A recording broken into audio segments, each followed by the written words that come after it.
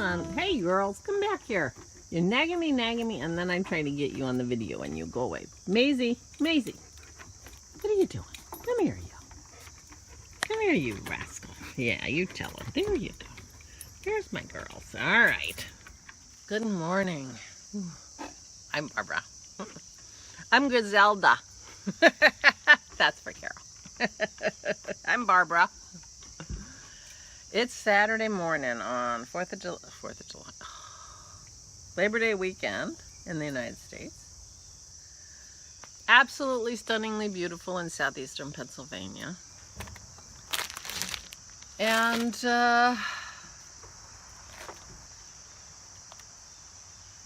I should have put some water on my hair because holy moly, look at me. I'm all sticky outy everywhere, but that's what happens when I slip on it. My map cross stitch came.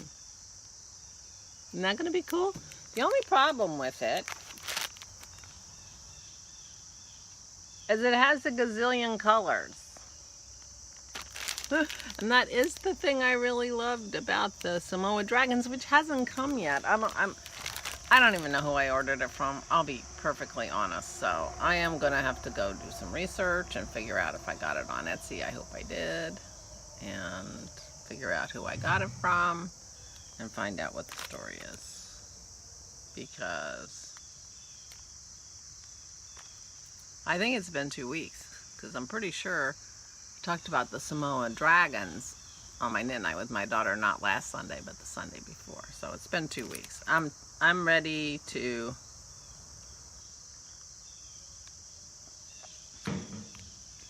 figure it out because I went and bought some, I stopped and bought some fabric, even weave, on my way home from the doctor yesterday, and I got there and I realized I didn't know what size to get. I got a couple pieces that I liked, but I don't think they're big enough. There's 20 inches by 24 inches. So I need the pattern. I don't even know if I'm supposed to do 18 or 14 or what.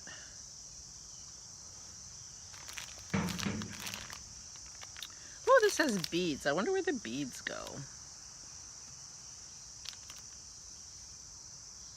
Isn't that fun?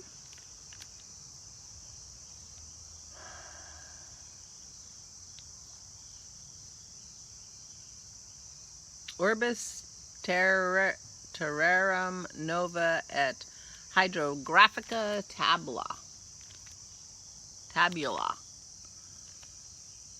Round world, new world, and oceans.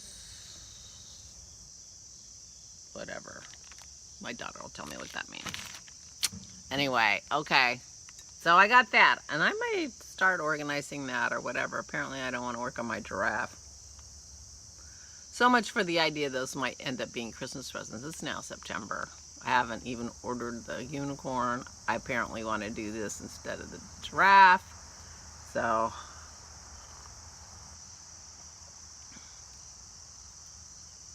there's no explaining it, and I'm not going to try.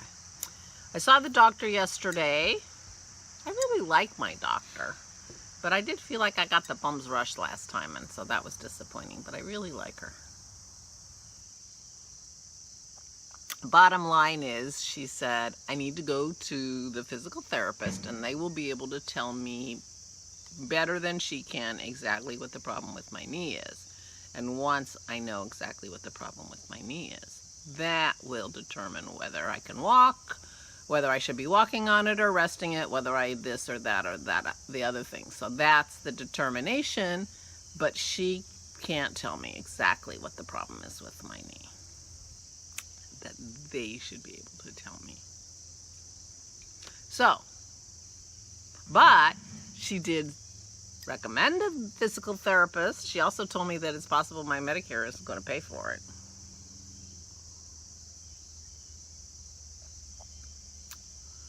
I have not explored very deeply into my Medicare, meaning that I haven't gone to the doctor very often since I went on Medicare a year and a half ago. So I don't really know. I also asked her for a blood test to test my inflammation the keto diet is anti-inflammatory, and I wanted to see, you know, there are certain things in your body that are indicators of whether or not you have inflammation, and I forget what the name of this test is, and I'm sorry. But she knew what I was talking about, and she's like, yeah, I'll order it, but I don't know that Medicare is going to pay for it. Apparently Medicare won't pay for blood tests to determine vitamin D deficiency. They're finding there's a big finding. It's a small study, but a big finding that vitamin D deficiency is a huge factor in whether or not you have to go to ICU and whether or not you die. And this would explain, and I've talked about this before, this would explain why they're doing much better in terms of, you know,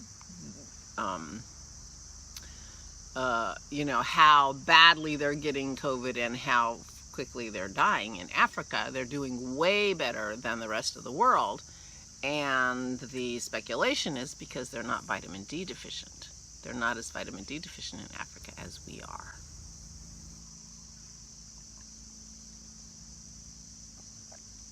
But Medicare won't pay for that.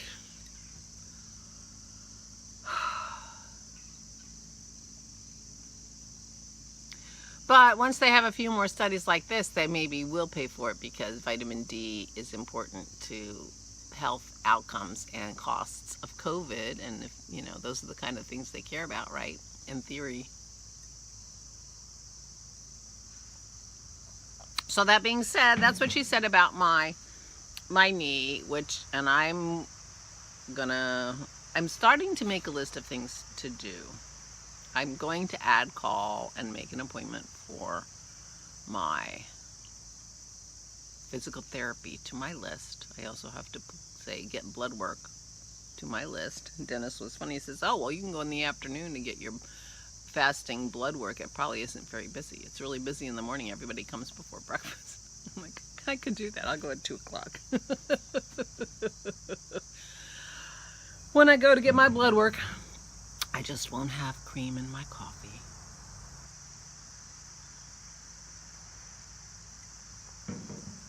So I'll put those on my list. The other thing on my list is find my iron. I have other things on. Find my iron. I lost my iron. I cannot find my iron to save my life.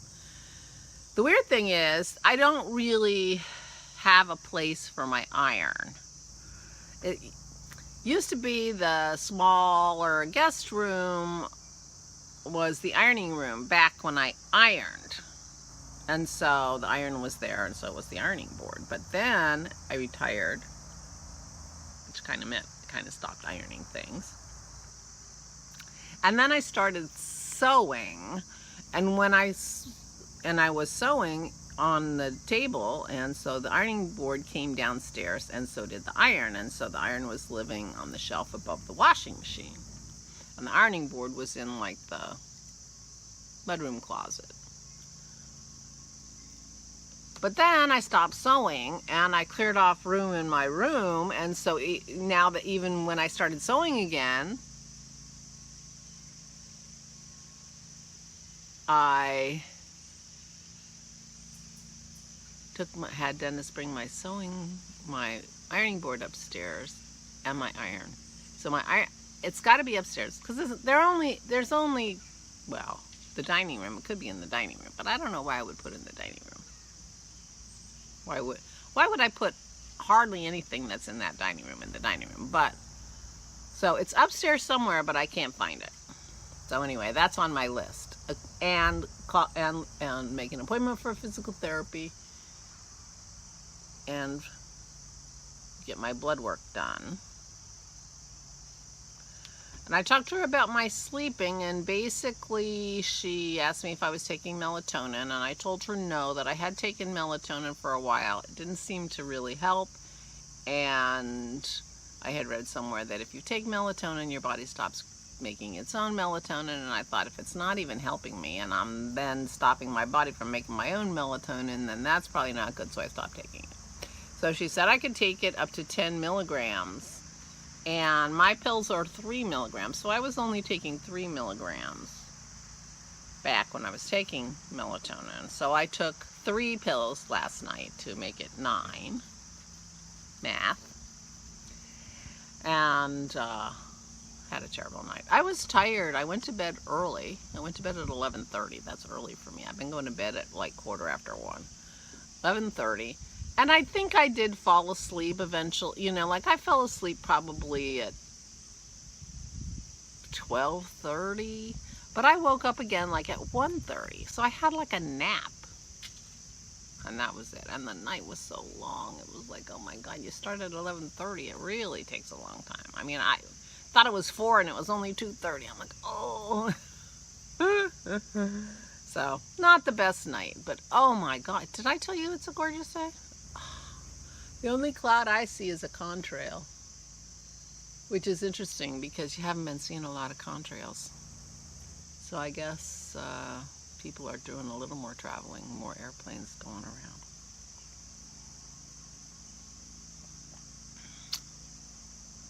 So it's a beautiful day. So that's what I learned at the doctor. I almost left. I mean, they didn't even take me in until like 40 minutes after my appointment time.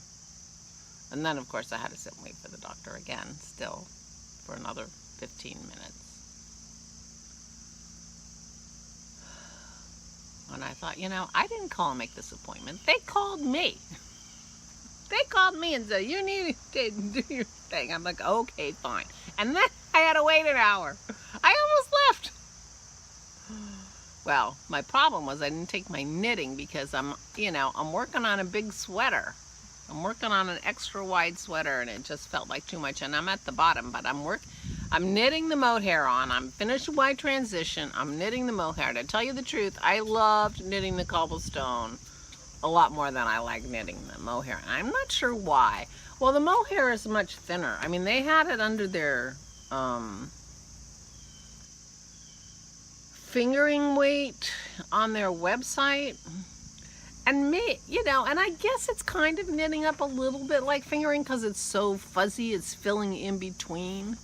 But the actual yarn part is so thin that I've caught myself a couple times almost stitching 2 stitches together and not even realizing it.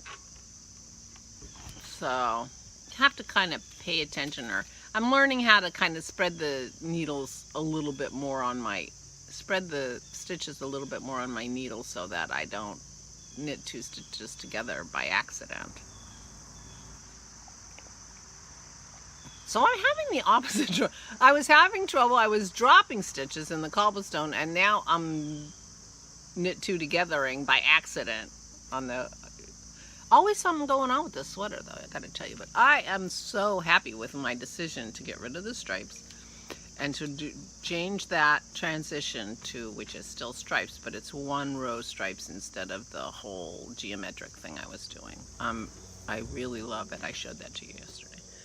And I am plugging away. I only have about that much of the mohair, just pure mohair going on, but I'm loving that. I'm loving the contrast. I am so happy with that sweater. I'm very excited about it. Very excited about it. So that's fun. But I wasn't able to just sit there and knit all night on it. So I think I'm gonna pick up Ella's boxy and split for the sleeves on the boxy. So that's done and it's ready to go. So that if I'm feeling like I'm done knitting the mohair for a while, then I can just pick that up and knit that, and rather than just sit there, because I was just sitting there. I don't want to do that. Oh, excuse my yawning. Yeah, not a good night's sleep.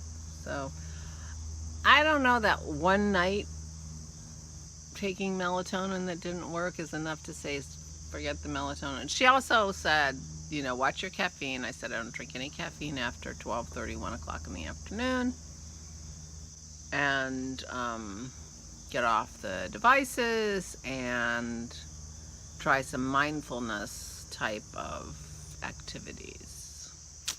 So Dennis thinks that I should try to meditate, which I think is interesting because, I mean, Dennis doesn't meditate. I had a friend once who told me for my birthday, I'm starting a fund for a meditation class for you.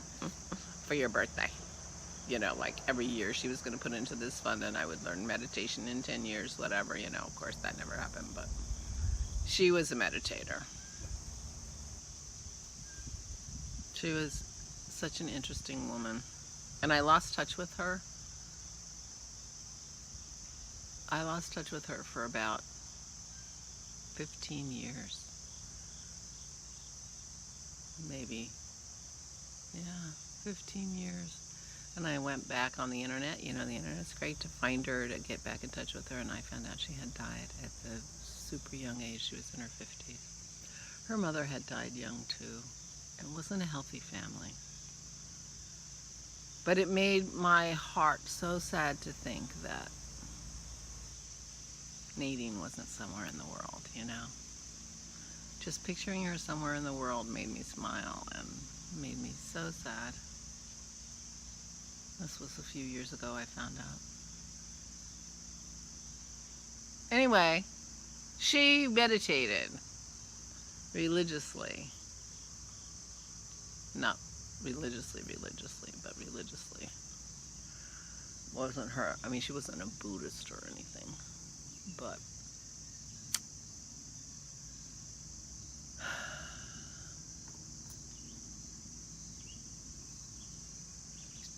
she was a wonderful spirit. And she thought I should meditate, and now Dennis thinks I should meditate. Dennis does not meditate. So I actually went on YouTube for a meditation, you know, but what you're finding is guys talking real quietly and telling you to breathe really deeply. And I don't know that that's where I want to start. You know, I want a little conversation about meditating and what you're trying to achieve and whatever. So I have to keep looking, but this was just a late night. I'm good. 11 o'clock, 11:15. Let me see if I can see how to meditate, the 4 steps.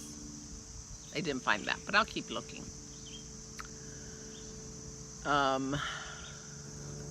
And, you know, you know, he's talking really mellowly, and you take a deep breath and think about, you know, and this kind of stuff. He's talking like this, and, you know, and then a bright jazzy commercial breaks in that you have to skip in the middle of his quiet meditation, you know.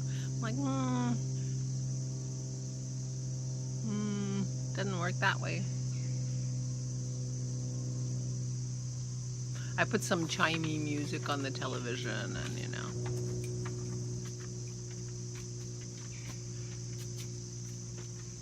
So maybe I just turn off the YouTube on my TV a half an hour before I'm ready to stop knitting, and I'll just sit in there and knit and think. Or maybe I put the chimey, you know, woo-woo music on, and maybe that will help me. I don't know. I've been watching mysteries. I've been binge watching Vera. Brit TV on YouTube is playing Vera, whole episodes of Vera, without even any commercials in between. You know, like in the middle. You don't even have to skip. I mean, every once in a while you do, but very rarely. I love Vera. So if you're a Vera fan, I mean, I've watching Vera's. I had BritBox up until about a year and a half ago. And I had watched all the Veras they had on there, but apparently they've added a lot more, and they're on YouTube. I mean, they're ads before they start, but not during the middle of the show. So there's your tip for the day. If you're looking for something to do, Vera with Brenda Bletham, based on the character by Anne Cleves. She's great. I love her. So that's it. I'm talking a long time again. Poor Leslie. She gets behind and then she has to listen to me. Sometimes I think I should just talk for 5 minutes and leave it at that. I do. I talk for 5 minutes, but I just spread it out for 20. Sorry about that. I figure, you know, we each have a cup of coffee together. If I drank faster, maybe I would stop sooner. I don't know. So anyway, that's what I learned from my doctor. She thinks I should have a living will. I'm not saying she's wrong. But I'm not thinking about that. She wanted to give me a flu shot. I didn't tell you that. I said, no, thank you. I'm keeping myself safe from COVID, which is keeping me safe from flu. So I don't think I need a flu shot. But I got a pneumonia shot, and I'm going to go get a new shingles shot. I had a shingles shot before. Shingles vaccine. I had a shingles vaccine before, but she says, get another one. They have a new vaccine that, you know, doesn't use the live cells, but it's way more effective. And she says, and you don't want to get shingles. My mother has shingles right now. You don't want to get shingles. And I don't want to get shingles. And I did have chickenpox when I was a kid. So, but, again, Medicare. She said, but they won't pay for it if I give it to you. You need to go to the drugstore. And the drugstore can give it to you. And Medicare will pay for that. But they won't pay for a doctor to administer that. Even though she's administering other shots, right? You know, she can give me a flu shot. She can't give me a shingle shot without me paying. And they're expensive. Well, the one I had to pay for the one I got before because I didn't qualify when I got it before. And, you know, for it wasn't covered by insurance and I didn't have Medicare. I had to pay $200. Yeah. Yeah, crazy. Get a shingle shot. Goes on my list. That's the other thing that goes on my list. With Find My Iron and sign up for physical therapy. Okay. Oh, I didn't show you my earrings yet. These are my... I am a Pisces. I don't know if you can see. It's hard for me to tell if you can tell, but that's an amethyst with a pave, you know, crystal, I will say, not diamond, crystal top with silver crystals and a amethyst. My sister and I are both Pisces, but she was born in February, and I was always so jealous. I was born in March, so my birthstone is aquamarine, but I love amethyst, and amethyst is February's stone. So I just don't care, and I wear amethyst, and I buy amethyst, but my mom bought me a ring. That's an aquamarine, so you can see why. I'm more of an amethyst girl. I'll see you tomorrow. Stay safe and stay sane.